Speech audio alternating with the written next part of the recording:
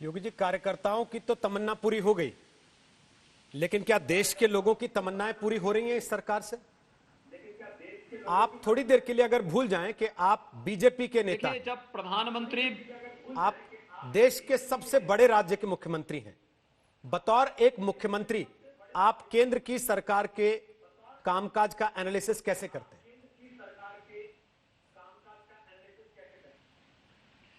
देखिए, किसी भी सत्ता के प्रमुख का दायित्व बनता है कि वह फैसला लेते समय समाज के प्रत्येक वर्ग का ध्यान में रख करके सर्वसमावेशी और सर्वहितकारी निर्णय ले। प्रधानमंत्री मोदी जी का एक एक निर्णय सबका साथ, सबका विकास और सबके विश्वास पर आधारित रहे हैं।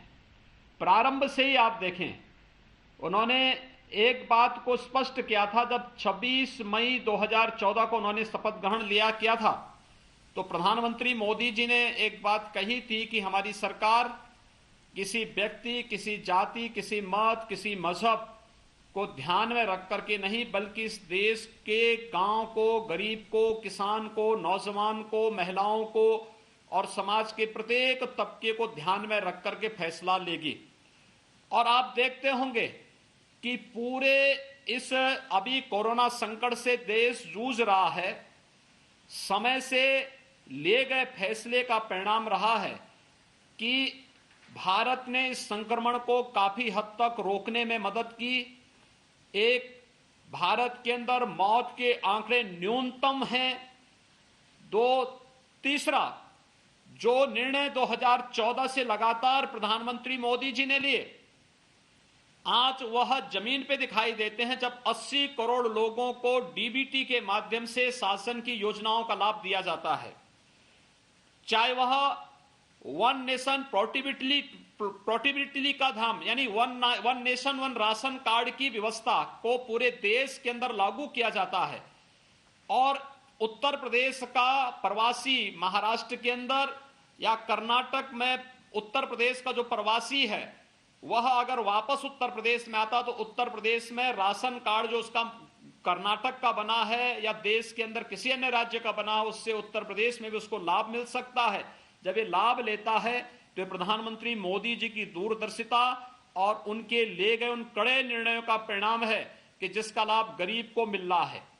देश के किसानों को प्रधानमंत्री किसान सम्मान निधि का लाभ देने का हो, या देश के युवाओं के लिए स्टैंड अप की योजना, स्टार्टअप की योजना, मेक इन इंडिया की योजना, प्रधानमंत्री मुद्रा की योजना लागू करने का हो, जनधन अकाउंट में इस कोरोना संकट के समय 20 करोड़ गरीब महिलाओं के खाते में 3 बार 500 रुपए जा चुके हैं।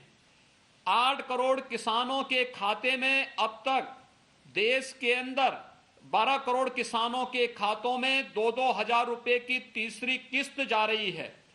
इसी प्रकार से जनधन अकाउंट, इसी प्रकार से उज्ज्वला योजना से आच्छादित होने वाले 8 करोड़ से अधिक उन सभी गरीबों को एक एक रसोई गैस का सिलेंडर पिछले 3 महीनों से लगातार मिल रहा है। ये वे निर्णय हैं जो जनधन अकाउंट खोल करके प्रधानमंत्री मोदी जी ने किए। आज उत्तर प्रदेश में प्रवासी कामगारों के बारे में आप देख रहे होंगे कि 30 लाख के आसपास प्रवासी कामगार उत्तर प्रदेश में आया है, लेकिन हर एक के पास अपना आवास है, क्योंकि प्रधानमंत्री आवास योजना में हम लोगों ने प्रदेश के अंदर लाखों लोगों को आवास की सुविधा का लाभ दिलाया है। इसलिए अगर वह कहीं उसका काम छूटा है तो गांव में आ रहा है, राशन कार्ड उसके पास मौजूद है, शासन की सुविधा का लाभ उसे उपलब्ध कराया जा रहा है, और इन सुविधाओं का परिणाम है कि आज वह यहां पर या देश के अंदर किसी भी क्षेत्र में इस कोरोना संकट के समय में भी वह पूरी तरह अपने को एक सुरक्षा का भाव महसूस कर रहा है। एक प्रधान सेवक और एक प्रधान संरक्षक के रूप में प्रधानमंत्री मोदी जी ने जो एक सुदृढ़ भारत की नींव इस रूप में रखी, एक गरीब को, एक किसान को, एक नौजवान को, महिला को ध्यान में रख करके जो नीतियां बनाई, उसका परिणाम हमारे सामने इस रूप में है। राज्य इस रूप में उससे लाभान्वित हो रहे हैं। अन्यथा उत्तर प्रदेश में क्या अराजकता की स्थिति होती जब 30 लाख प्रवासी कामगार एक साथ प्रदेश के अंदर आते। हमारी स्थिति बहुत खराब होती। लेकिन कोई समस्या यहां पर वर्तमान में नहीं है। हर व्यक्ति होम क्वारंटाइन में या क्वारंटाइन सेंटर में है। भारत सरकार और राज्य सरकार के बीच में बेहतर तालमेल है। सभी लोगों को राशन किट मिल रहे हैं, सभी को खाद्यान्न मिल रहा है, सभी को स्वास्थ्य की सुविधाएं मिल रही हैं, सभी को भरण पोषण भत्ता मिल रहा है। हर प्रकार की सुरक्षा, आयुष्मान भारत में हर प्रकार के लोगों को सुरक्षा की गारंटी दे दी गई है। यह एक पक्ष, और दूसरा पक्ष राष्ट्र की एकता और अखंडता से जुड़ा हुआ, महिला नारी गरिमा का सम्मान का और देश की उन भावनाओं के सम्मान पर जो भारत की संप्रभुता की गारंटी देने वाले हैं।